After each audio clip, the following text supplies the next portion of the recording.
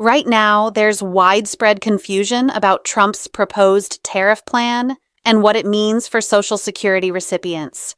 You're seeing headlines everywhere. Friends are talking about it at the grocery store, and your inbox is probably flooded with conflicting information. The truth is, understanding how tariffs, trade policy, and government refunds actually work matters more than ever, especially when your fixed income is on the line. This isn't about political sides or empty promises. It's about understanding the real mechanics behind these proposals, who actually qualifies if this moves forward, when you might see any payment, and most importantly, what you should be doing right now to protect yourself from scams targeting seniors with false claims about immediate checks. Let's break down exactly what's happening with this tariff refund proposal and separate the facts from the fiction. So, let's start with what's actually being discussed here, because the details matter far more than the headlines. The conversation around a $2,000 tariff refund stems from proposals related to how the United States collects revenue from imported goods and what happens with that money once it comes into the federal treasury. Now, tariffs themselves aren't new. They've been part of American economic policy since the founding of our nation. What is new is the idea of taking tariff revenue and redistributing it directly to American citizens, particularly those who've been most impacted by rising costs of living. And if you're living on Social Security, you know exactly what I'm talking about when it comes to those rising costs. Here's how tariffs work in the simplest terms, and this is important because you need to understand the mechanism before we talk about any potential refund. When a company in another country wants to sell products in the United States, they sometimes have to pay a tax on those goods before they can enter our market. That tax is called a tariff. The idea behind tariffs is usually to either raise revenue for the government or to protect American manufacturers from being undercut by cheaper foreign products. During Trump's previous administration and in his current proposals, there's been a significant focus on implementing broader tariffs, particularly on goods from China and other trading partners. These tariffs generate billions of dollars in revenue that goes into the general fund of the United States Treasury. Now, the proposal for a refund check is based on the argument that American consumers are the ones who ultimately pay these tariffs through higher prices at stores, so they should receive some of that money back. Think about it this way. When a tariff is placed on furniture coming from China, the company importing that furniture doesn't just absorb the cost. They pass it along to the retailer, who then passes it along to you when you're buying a new couch. So, in essence, you've already paid that tariff through higher prices.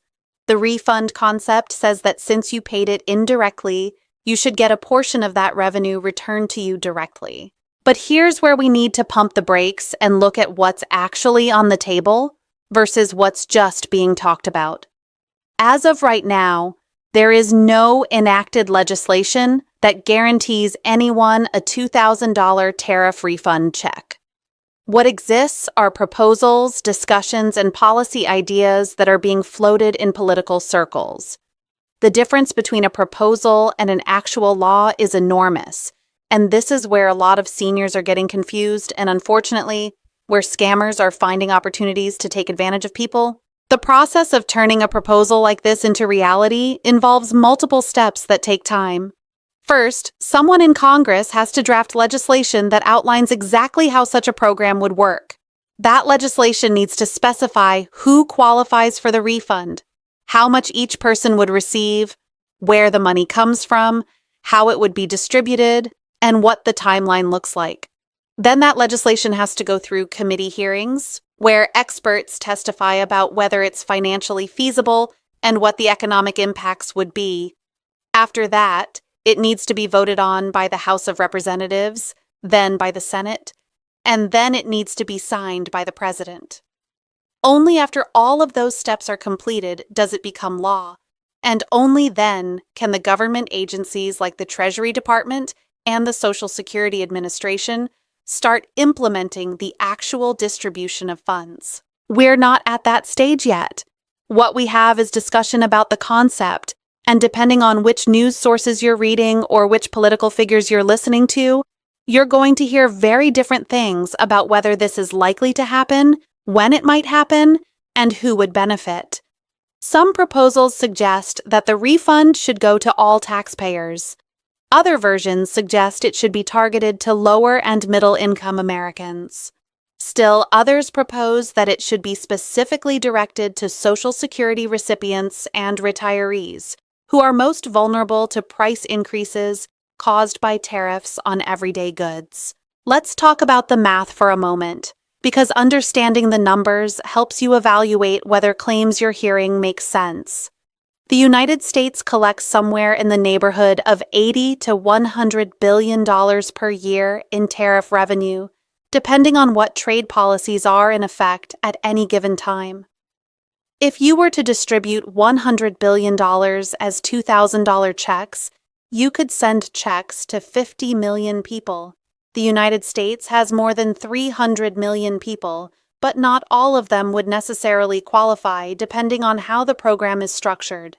There are approximately 67 million Social Security beneficiaries, so if the refund were limited to that group, the math could potentially work from a pure number standpoint.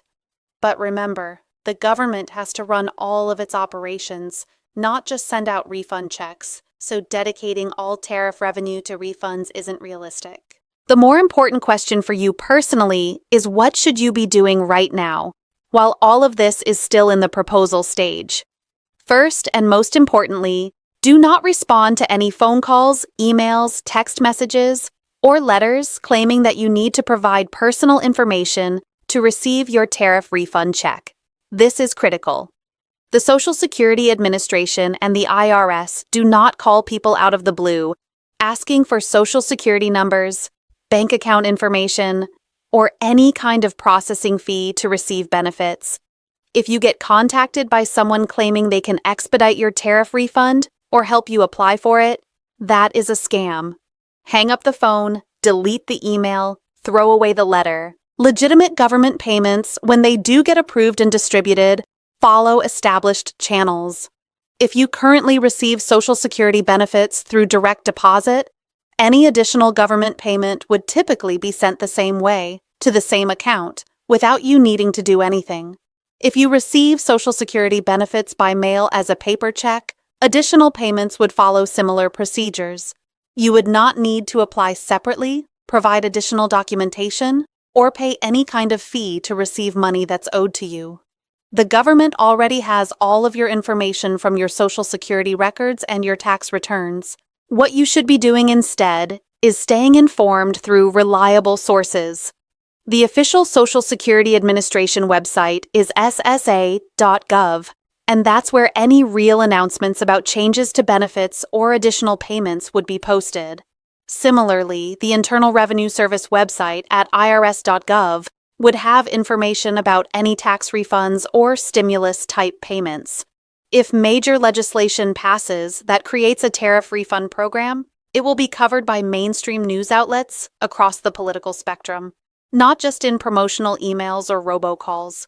You'll see it on the evening news, in major newspapers, and it will be discussed openly by elected officials in press conferences and town halls. Another aspect worth understanding is how this proposal fits into the broader conversation about Social Security and retirement security. Many seniors are rightly concerned about the long-term viability of Social Security itself.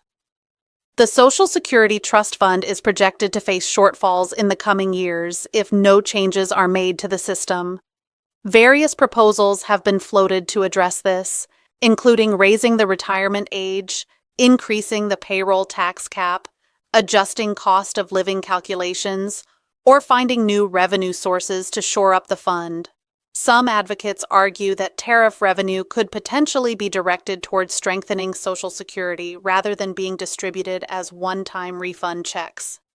This represents a fundamental policy choice about priorities: immediate relief through refunds versus long-term security through trust fund stabilization. The economic impact of tariffs themselves is another piece of this puzzle that affects you whether or not any refund ever materializes. When tariffs increase the cost of imported goods, you feel that in your daily life.